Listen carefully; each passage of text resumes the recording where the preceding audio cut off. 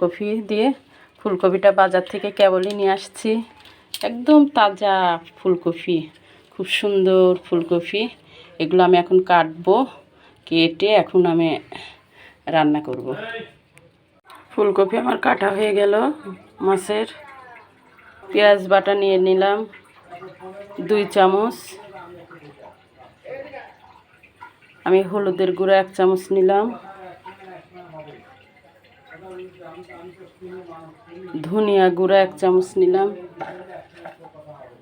কাঁচামরিচ পরিমাণ মতো নিলাম,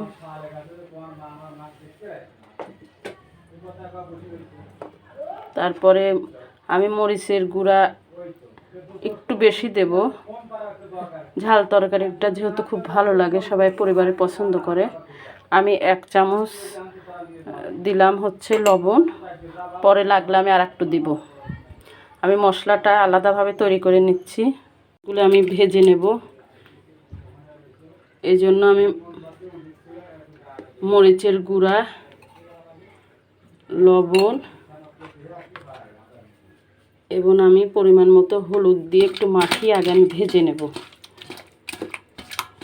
তাহলে ভাজি মাছটা আরও সুন্দর লাগে।